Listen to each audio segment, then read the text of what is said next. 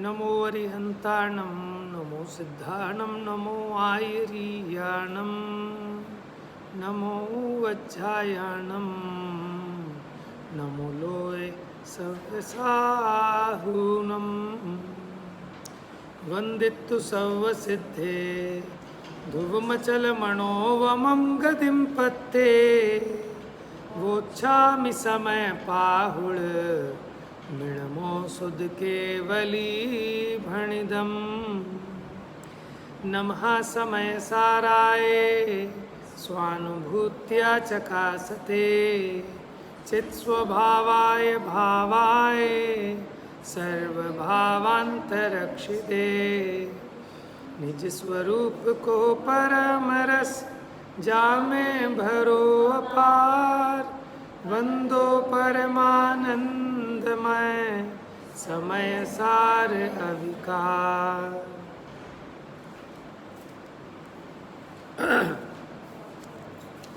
देखिए गाथा नंबर 73 में याद हो गई थी ना सबको, पढ़ें एक साथ ताकि भूले नहीं उसको। नहीं मिली बेटा गाथा 73 73 अहम को खलु शुद्धो। अबे निकाल लो भाई।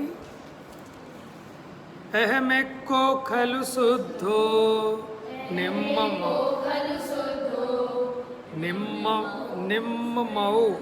निम्ममो नाण धनसण समग्गो तम ही ठिदो तच्चित्तो सव्वे ए देखयम नेमी। तो ज्ञानी कैसा विचार करता है अपने स्वरूप का आश्रवों से भिन्न कि मैं एक शुद्ध हूँ, ममत्व से रहित हूँ। ममत्व माने कर्ता, माने ये मेरा है, ऐसा जो मोह भाव है ये भी मेरा स्वरूप नहीं है। और कैसा हूँ, ज्ञान दर्शन से पूर्ण हूँ। और तम ही ठिदो तच्चित्तो, उसी में स्थित रहूँ, उसी में मैं दत्त चित्त होता है ना, ऐसे लीन रहना, यानी उसी का अनुभव करूं, जिससे कि सव्वे एदे, जिनसे ये सब, कौन, पीछे बात किसकी चल रही थी, आश्रवों की, खयम नेमी, वो क्षय को प्राप्त हो जाए, माने उससे सर्व आश्रवों का क्षय होता है। बात ये चली थी कि आत्मा किस विधि से आश्रवों से निवृत्त होता है, माने आश्रवों से छूटता है।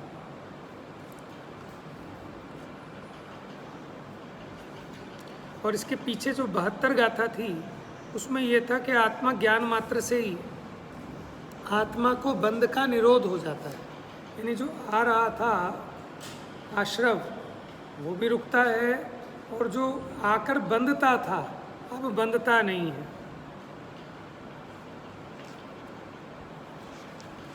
देखो आश्रव कारण है और बंध कार्य है, पता है ना। आश्रव कारण है और बंध कार्य है। आश्रव का अभाव वो क्या है, आश्रव का अभाव संवर है, और बंध का एक देश अभाव, और बंध का पूर्णतया अभाव मोक्ष है। अब आइए 74 नंबर की गाथा। हाँ पूछिए।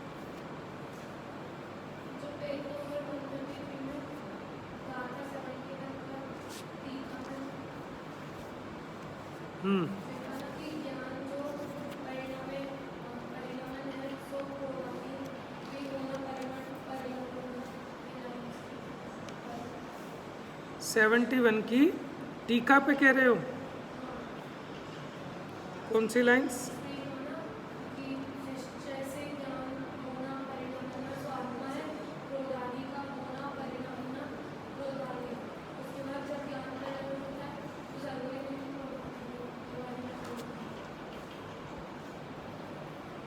हाँ, क्योंकि ज्ञान के होते समय जैसे ज्ञान होता हुआ मालूम पड़ता है, उसी प्रकार क्रोधादि भी होते हुए मालूम नहीं पड़ते। और क्रोधादि के होते हुए जो क्रोधादि होता हुआ मालूम पड़ता है वो ज्ञान होता हुआ मालूम नहीं पड़ता। इन्होंने तो यहीं सिद्ध किया कि क्रोध और ज्ञान दोनों भिन्न भिन्न हैं और उनका अनुभव भी भिन्न भिन्न है। क्रोध को हम उसके उसके लक्षण न्यारे हैं, ज्ञान के लक्षण न्यारे हैं। क्रोध का होना परिणमना वो क्रोध है, ज्ञान नहीं है। ज्ञान का होना परिणमना सो ज्ञान है, वो क्रोध नहीं है। क्रोध यानी आश्रव और ज्ञान यानी आत्मा, इन दोनों में भेद ज्ञान की बात चली तो इनके लक्षण न्यारे न्यारे हैं, क्योंकि इनमें दोनों में अंतर है। इस गाथा में इन दोनों में क्या अंतर है वो अंतर स्पष्ट किया, तभी तो आप भेद ज्ञान कर पाओगे कि ये जो चेतना रूप अनुभूति है ये मैं हूँ, और ये जो क्रोध रूप अनुभूति है ये मैं नहीं हूँ।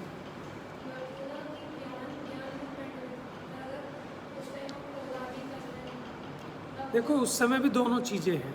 जब आपको गुस्सा आता है तब आपको ये ख्याल में आता है ना कि मेरे को गुस्सा आ रहा है, ताव आ रहा है, लेकिन उसी समय जान भी रहे हो कि नहीं जान रहे उसे। तो जो ज्ञान है वो जानने का काम कर रहा है, वो क्रोध नहीं कर रहा, वो जान रहा है उसको। और उसी समय क्रोध का परिणमन आपके ज्ञान में न्यारा अनुभव में आता है। अब ज्ञानी उसमें भेद ज्ञान करता है, अज्ञानी तो उसमें गाफिल हो जाता है कि मैं क्रोध रूप हो गया, लेकिन ज्ञानी वहाँ खबर करता है क्रोध भाव है, और वहीं उसी समय क्रोध को जानने वाला भाव भी है। तो मेरा स्वरूप क्या है? क्रोध मेरा स्वरूप है, तो क्रोध सदा रहना चाहिए।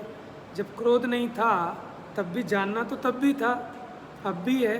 तो ये जो जानना है ये मेरा सच्चा स्वरूप है। क्रोधाधिक रूप होना परिणमना ये मेरा सच्चा स्वरूप नहीं है। बस इतनी बात है। आइए देखिए अब ज्ञान होने का और आश्रवों की निवृत्ति का समकाल कैसे। इस बार मैं एक नया प्रयोग और करूँगा कि जो इनकी उत्थानिकाएँ हैं ना, आप ये उत्थानिकाएँ याद कर लो, इन पे प्रश्न बनाऊँगा कि ज्ञान होने का और आश्रवों की निवृत्ति का समकाल कैसे है। गाथा से उत्तर दीजिए, बस आपको उत्तर में गाथा लिखनी होगी। हाँ, इम्पोर्टेंट तो कर ही लेना। बाकी सब जो प्रश्न है इसके उत्तर में गाथा ना लिख पाओ तो गाथा से अर्थ तो लिख सकते हो, भाव। चलिए देखिए, अब वो कह रहे हैं कि जिस समय ज्ञान हुआ, पहले ज्ञान हुआ फिर आश्रव रुके, या आश्रव रुके तब ज्ञानी हुआ। कहते हैं कि दोनों का एक ही काल है, कि जिस क्षण ये ज्ञानी होता है उसी क्षण आश्रवों से निवृत्त होता है। तो दोनों का समान काल कैसे है ये बात करते हैं। गाथा देखिए, जीवन बद्धा ए दे अधुव अनिच्चातः असरणाय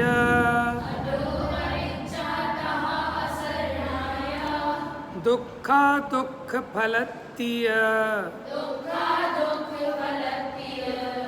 नादूण निवत्तदे ते हिम। क्या कहते? जीव निबद्धा एदा एदे, जीव में निबद्ध। जीव में निबद्ध माने जीव से बंधे हुए। एदे माने ये सब कौन? आश्रव भाव की बात चल रही है। कैसे हैं ये? अध्रुव हैं, देखना कितने बताएंगे चिन्ह। अध्रुव हैं, अनित्य हैं, असरण है। क्या है? अध्रुव, अनित्य, असरण। दुखा, ये दुख हैं, ये जो आश्रव भाव हैं ये दुख रूप है। दुख फल माने दुख ही जिनका फल है। यानी दोनों बातें ले लेना कि एक तो ये दुख के कारण है और ये दुख रूप है, यानी उसका फल भी दुख रूप है। नादूण माने इस प्रकार ऐसा जानकर निवत्तदे ते हिम, उससे निवृत्ति होती है। माने ज्ञानी जब ऐसा जानता है, क्या जानता है? कि ये जो आश्रव भाव हैं जो जीव में निबद्ध हैं ये सब कैसे हैं? अध्रुव हैं, अनित्य हैं, अशरण हैं। ऐसा और ये दुख रूप हैं, दुख ही इनका फल है, ऐसा जानकर उनसे निवृत्त होता है। तो अब ये तो कह रहे हैं जानकर निवृत्त होता है, कि जैसे ही जाना तभी उससे छूट गया। जैसे चादर का उदाहरण याद है आपको? ज्ञान ही प्रत्यख्यान है, कि जिस समय ज्ञान होता है उसी समय उसका त्याग हो जाता है। सुन रहे हो बेटा? आइए टीका देखते हैं। वृक्ष और लाख की भांति बद्ध घातक स्वभावपना होने से आश्रव जीव के साथ बंधे हुए हैं। देखो पहली बात, यानी इसका मतलब बंधे हुए हैं, इट मीन्स कि जीव नहीं है। क्या कहा? जब ये बात आए ना कि बंधे हुए हैं, तो इससे सिद्ध हो गया कि जीव नहीं है, जीव के संयोग में है ना, निबद्ध कहकर, क्योंकि संबंध होता है दो में, दो अलग अलग चीज़ें हों तभी उनमें हम कह सकते हैं संबंध। और मेरा मेरे से संबंध है कहना तो बेकार की बात है। जहाँ दो चीज़ें हों कि माने भाई बहन, इनमें भाई बहन का संबंध है, इनमें पति पत्नी का संबंध है, इनमें माता पुत्र का संबंध है, ये संबंध दो में होता है। एक अकेले का क्या संबंध, वो तो अकेला है ही। तो जब ये कह रहे हैं कि जीव से बंधे हुए हैं, तो पहली बात तो ये समझ में आई कि जीव कुछ और है और ये आश्रव कुछ और है। ठीक है, पहला भेद ज्ञान। दूसरा देखो, अच्छा उदाहरण किसका दिया? वृक्ष होता है ना, पीपल का वृक्ष, उसमें से गोंद जैसा चिकना चिकना पदार्थ निकलता है, उसको कहते हैं लाख। और वो लाख, ये जो सोने की चूड़ियाँ होती है ना, अंदर से खोखली होती है, इनमें भरी जाती है वो लाख। लाख की चूड़ियाँ भी आती हैं। और लाक्षागृह बनाया था कौरवों ने पांडवों को जलाने के लिए, तो वो लाख जो है अग्नि से बड़ी जल्दी जल जाती है। और कहीं जैसे सील लगाते हैं ना, छापा मारते हैं, किसी के यहाँ इनकम टैक्स का छापा हुआ या गवर्नमेंट की सील लगती है, तो वो लाख होती है, उसको आग से जला के, और वो जो एक मोहर होती है ना, सरकारी मोहर, उस पर लगा के छप्पा मार देते हैं। जैसे आपके CBSE के एग्ज़ाम पेपर आते हैं, बोर्ड उसमें बंद, उसके ऊपर भी वो सील लगी होती है, तो वो लाख से लगती है। तो लाख पेड़ में से ऑटोमेटिक एक गंदा सा चिकना सा पदार्थ निकलता है, उसको कहते हैं लाख। और वो लाख क्या करती है? पैदा तो हुई उस वृक्ष में से ही, लेकिन वो उस वृक्ष का घात कर देती है, मानो उस वृक्ष का नाश कर देती है वो लाख। तो वृक्ष में और लाख में कौन सा संबंध है? बद्ध घातक का। वृक्ष बद्ध माने जिसको नुकसान पहुंचाया जा रहा है, जिसका घात हो रहा है, वो होता है बद्ध। ज्ञान हम समझ में आ रहा है? पेपर में आएगा, फिर मत पूछना बद्ध क्या होता है। और घातक कौन है? घातक लाख। लाख ने वृक्ष का घात किया, तो बताओ इसमें बद्ध कौन है, घातक कौन है? ठीक है, बद्ध वृक्ष है और घातक लाख है। तो इन दोनों में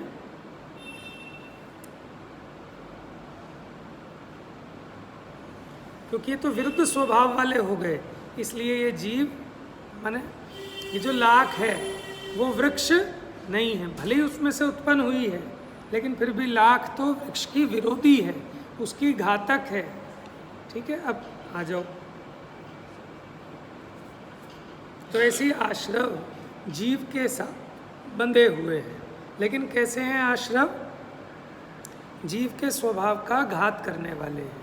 जीव बद्ध हो गया और ये आश्रव घातक हो गए। किंतु अविरुद्ध स्वभावत्व का अभाव होने से, इसको अगर सिंपल कहें तो विरुद्ध स्वभावी होने से। कौन ये आश्रव? अविरुद्ध नहीं है ना आत्मा के, यानी विरोधी हैं। बात समझ में आ रही है? भाई साहब इतना मत लिखो, कॉपी भर जाएगी पूरी। आप सुनो जरा थोड़ा सा, आपको ये लाइन समझ में आई? देखो ग्रंथ में, किंतु अविरुद्ध स्वभावत्व का अभाव होने से क्या हुआ? अच्छा मैं ऐसा करूँगा, जिस दिन मैं नहीं आऊँगा ना, उस दिन आप में से किसी की ड्यूटी होगी कि आप यहाँ बिठाएंगे, बेटा तुम्हारा भी नंबर आ सकता है, जो गाथाएँ पढ़ा दी हैं। ठीक है, जैसे आप 15 मिनट से बैठे थे, अब डेली टर्न वाइज एक न एक बंदे की ड्यूटी होगी, पीछे की 2-3 गाथाओं पर आप उससे क्वेश्चन करेंगे और वो आपके प्रश्नों का जवाब देगा।